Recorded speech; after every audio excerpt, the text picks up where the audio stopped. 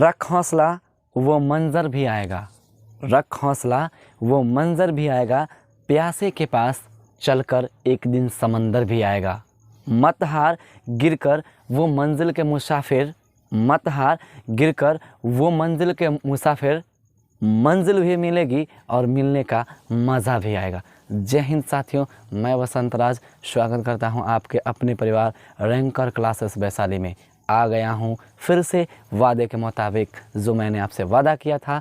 Class 10 का syllabus का discussion मैंने कर दिया था और मैं आपसे ये वादा किया था कि मैं आपको ट्रिग्नोमेट्री का जो चैप्टर है वो स्टार्ट करने वाला हूं और आज से ही मैं शुरू करने वाला हूं और इसको आप लोग गौर से देखने का प्रयास करिएगा। हाँ, साथ साथ में आप नोट करने का प्रयास करिएगा और किसी भी परिस्थिति में मैं इस चैप्टर को आपको ये बताना चाहता हूं कि इस चैप्टर में कॉन्सेप्ट की ज़रूरत है और कॉन्सेप्ट और फार्मूला अगर आप याद करते हैं तो इस चैप्टर का महारथी बन सकते हैं आप।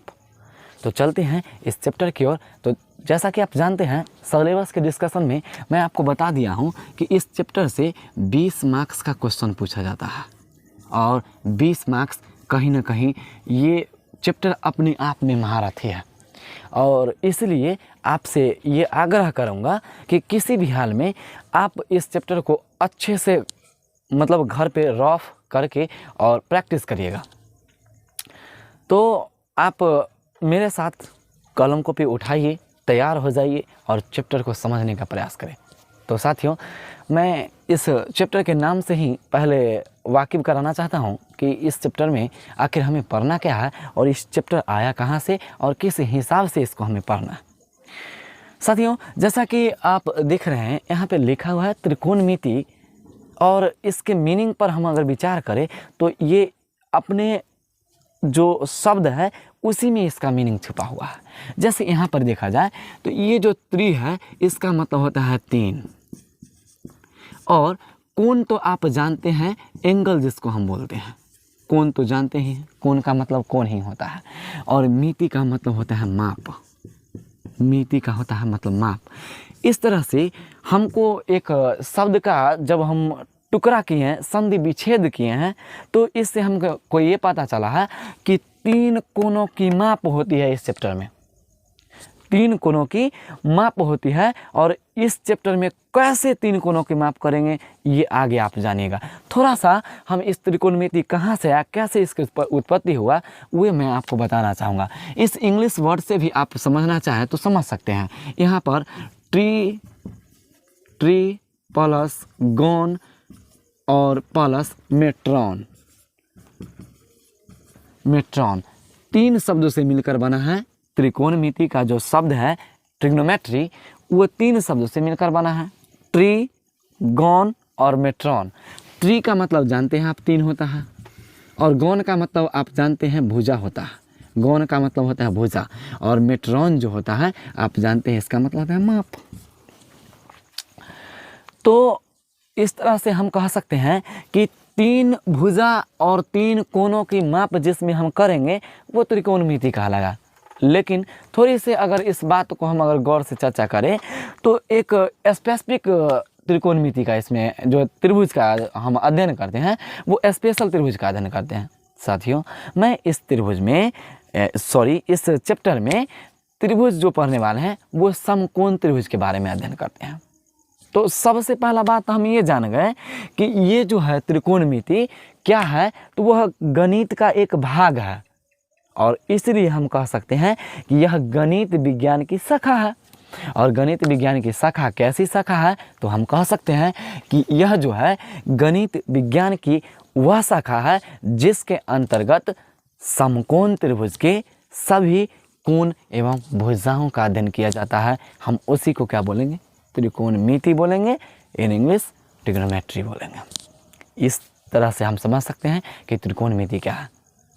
तो अभी आपने सुना कि त्रिकोणमिति के अंतर्गत हम समकोण त्रिभुज के बारे में चर्चा करेंगे। तो सबसे पहले समकोण ना जान लेते हैं कि क्या होता है। तो देखिए समकोण क्या होता है। ये आप एक ट्रायंगल देख रहे हैं, त्रिभुज देख रहे हैं।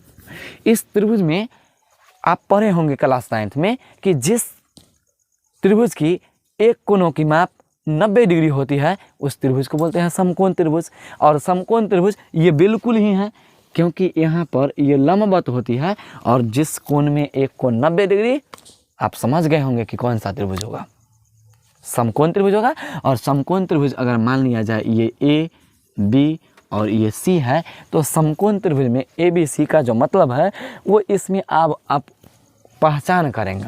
और पहचान किसकी करेंगे, तो हम अब भुजाओं की पहचान करेंगे, कोण की पहचान करेंगे, भुजाओं की पहचान करेंगे। क्योंकि परिभाषा ही कहता है कि गणित विज्ञान की वह शाखा जिसके अंतर्गत हम समकोण त्रिभुज के कोण एवं भुजाओं का अध्ययन करते हैं उसे त्रिकोणमिति कहते हैं। तो पहले समकोण त्रिभुज के हम भुजा को समझेंगे और कोण को समझेंगे, कैसे कैसे ये समझते हैं और आगे देखते हैं। फिर आगे धीरे धीरे इसके निष्पत्तियाँ के बारे में आगे बढ़ेंगे।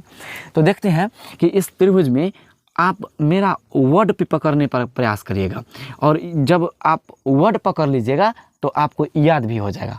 मेरा शब्द ही आपके कान में गूंजना चाहिए, और जैसे ही आपको कान में गूंजेगा क्लियरली आपका कंसेप्ट क्लियर हो जाएगा। देखिए, मेरा कहना है कि 90 डिग्री के सामने वाला को हमेशा कर्ण कहते हैं। 90 डिग्री के सामने वाला को, आप मेरे साथ बोलिएगा, 90 डिग्री के सामने वाला को कर्ण कहते हैं। क्या कहते हैं? कर्ण कहते हैं। और जिस कोण की चर्चा करें, मान लीजिए हम यहाँ पे कोण जो है से ये सी का चर्चा करते हैं, और ये सी जो कोण है उसको हम थीटा बोलते हैं। और ये थीटा जो है कोण है, और किसी भी कोण के सामने वाला यानी थीटा के सामने वाला को हम हमेशा लंब बोलेंगे। क्या बोलेंगे? लंब बोलेंगे। यानी हम आपके फिक्स करने का बात कर रहे हैं कि 90 डिग्री के सामने वाला को कर्ण कहते हैं, थीटा के सामने वाला को लंब कहते हैं, और तीन गो तो होता ही है, आप जानते ही हैं। तो अगला बच गया सो क्या होगा? आधार होगा। तो अगला आधार है। इस तरह से हम आपको समझा दिए हैं कि आप अगर मेरी बातों को अगर सुने हैं अच्छे से तो आपको गूंज रहा होगा कानों में। 90 डिग्री के सामने वाला को कर्ण कहते हैं, बोलिएगा हमारे साथ। थीटा के सामने वाला को लंब कहते हैं, बच गया सो आधार कहते हैं। शायद भली भांति आप इससे परिचित हो गए होंगे, और आगे थोड़ा सा हम जानने का प्रयास करते हैं। साथियों, ये जो त्रिकोणमिति है ये अपने 6 निष्पत्तियां लेकर आया है, और 6 निष्पत्तियां जो है इनके नाम रखे गए हैं। बहुत सारे गणितज्ञों ने इनको नाम रखने का प्रयास किया है, और ये जो 6 निष्पत्तियां हैं वो जिसका नाम है वो साइन, कॉस, टैन, कॉट और सेक और कोसेक। त्रिकोणमिति के 6 निष्पत्तियां साइन, कॉस, टैन, कॉट, सेक, कोसेक। अब इसके साथ जो है रिलेशन बनता है। किसका रिलेशन बनता है? समकोण त्रिभुज के कोण के साथ और भुजा के साथ बनता है रिलेशन। जैसे अब हम अगर चर्चा करें कि इस थीटा के बारे में चर्चा करें, तो साइन थीटा का रिलेशन यहाँ पर जो आता है वो साइन इसके एंगल को दर्शाता है, थीटा इसके एंगल को दर्शाता है। साइन इसके निष्पत्तियाँ हैं, त्रिकोणमिति के निष्पत्तियाँ हैं, 6 निष्पत्तियाँ, साइन, कॉस, टैन, कॉट, सेक, कोसेक। और ये जो थीटा यहाँ पर आएंगे वो दर्शाएंगे कि यह कितने एंगल पर झुका हुआ है। थीटा का मान दर्शाएगा, कोण का मान दर्शाएगा, एंगल का मान दर्शाएगा। देखिए, अगर इस पूरे हम थीटा की चर्चा करें तो cos theta, tan theta, cot theta, sec theta, cosec theta. इस तरह से हम सभी निष्पत्तियां के बारे में जानेंगे। और ये जो निष्पत्तियां हैं वो कोण यानी सब थीटा है, यहाँ पर कोण थीटा है, और इससे संबंधित साइन किससे संबंधित है, कॉस किससे संबंधित है, टैन किससे संबंधित है, कॉट, सेक, कोसेक किस प्रकार संबंधित है, उसको हम अभी देखने का प्रयास करेंगे। तो साइन जो है वो लंब और कर्ण का अनुपात होता है। साइन थीटा लंब और कर्ण का अनुपात होता है, यानी इसको हम बोलते हैं लंब बटा कर्ण। लंब बटा कर्ण क्या बोलते हैं? लंब बटा कर्ण। और कॉस थीटा को बोलते हैं आधार बटे कर्ण। यानी अगर हम कॉस थीटा को अगर बोलना चाहे तो आधार बटे कर्ण, यानी आधार और कर्ण का अनुपात कॉस थीटा को दर्शाता है। अगला अगर हम चर्चा करें तो टैन थीटा का, तो टैन थीटा जो है लंब बटे आधार, लंब बटा आधार, यानी लंब और आधार का अनुपात है। साथियों, अगर आपने इस तीनों को अगर अच्छे से समझ लिया है तो ये तो केवल और केवल विपरीत करना है, उलटना है। और उलटिए और आंसर पाइए। देखिए इसको, जैसे कैसे कैसे ये उल्टा है आप समझने का प्रयास किया। सबसे ऊपर वाला सबसे लास्ट में, और उसके बाद वाला उसके बाद में, उसके बाद वाला उसके बाद में, यानी सभी को उलटने का प्रयास करिए। तो कैसे प्रयास करेंगे, देखिए कॉट को उलटना, अगर उलटते हैं टैन को, अगर उलटते हैं कॉट में, तो देखिए यहाँ पर टैन को उलटिए कॉट का फार्मूला हो जाएगा। टैन को उलटना है तो किसका फार्मूला आएगा, कॉट का फार्मूला आएगा। तो टैन को उलटिए तो ये हो जाएगा आधार, और इसको यहाँ पे लाइएगा तो लंब हो जाएगा, नीचे में लंब हो जाएगा, यानी ब्रैकेट बटा के नीचे। उसके बाद ये कॉसेक सेक जो है किसका उल्टा होगा, तो ये कॉस का उल्टा होगा। यानी कॉस अगर आधार बटे कर्ण है तो सेक को उलट देंगे, यानी कर्ण बटे आधार। समझ रहे ना। तो इसको हम कर्ण बटे क्या कह सकते हैं, आधार कह सकते हैं, कर्ण बटे आधार कह सकते हैं। देख लाला, अगर तू मेरे साथ नहीं बोलेगा तो तुमको नहीं सीखने आएगा, इसलिए बोलना प्रयास करना होगा। अगर आप मेरे साथ बोलिएगा, रटिएगा, बार बार उसको बोलिएगा, आपके माइंड में गूंजता रहेगा। आपको याद करना पड़ेगा इसको, और याद करने का ट्रिक भी है मेरे पास, बस लॉलीपॉप तरीका है, उसको आप समझिएगा तो आसानी से याद कर सकते हैं। पहले इसको तो देख लीजिए, कंसेप्ट है, तो कंसेप्ट को देखिए थोड़ा सा आगे, और इसको उलटने का प्रयास करेंगे। साइन को उल्टेंगे तो ये क्या चीज़ हो जाएगा, यानी ये साइन थीटा अगर लंब बटे कर्ण है तो इसको हम बोलेंगे कर्ण बटा लंब, कर्ण बटा लंब, कर्ण बटा लंब। अर्थात हमने क्या बताया अभी कि आप अगर तीन गो का याद कर लेते हैं, तीन गो कौन याद कर सकते हैं, तो ये साइन कॉस टैन, तो आपको ये तीनों कॉट से कॉसेक याद हो जाएगा। तो हम देखें साइन थीटा बड़ा लंब बटे कर्ण, तो सीधा बात कि कर्ण बटे लंब हो जाएगा। और ये कॉस जाने आधार बटे कर्ण, तो सेक हो जाएगा कर्ण बटे आधार। टैन जाने लंब बटे आधार, तो ये हो जाएगा आधार बटे लंब। इस तरह से ये व्युत्क्रम है, और व्युत्क्रम है तो आप तीन गो के याद करिए, 6 गो याद हो जाएगा। और इससे भी नहीं याद होता है ना, तो BR हॉट्स ट्रिक है ना, हो मेरा एक, इस ट्रिक से भी आप याद कर सकते हैं। BR हॉट्स ट्रिक्स क्या है वो देख लीजिए थोड़ा सा। ये जो है, अगर आप ये तीन शब्द को याद रखते हैं, तीन लेटर को, LAL लाल, KKA कक्का, लाल बटे कक्का, अगर ये चीज़ अगर आप याद रखते हैं तो कहीं ना कहीं ये तीन गो याद हो जाएगा। और तीन गो याद हो गया तो उसको पलटना है, तो इससे भी आप याद कर सकते हैं। ये हो गया साइन का फॉर्मूला, लंब बटा कर्ण, लंब बटा कर्ण, ये ए से आधार और के से कर्ण, आधार बटा कर्ण, कॉस थीटा, बीच वाला कॉस थीटा, और उसके बाद टैन थीटा, तो लंब बटा आधार, लंब बटा आधार कथी टैन थीटा, याद रखिएगा।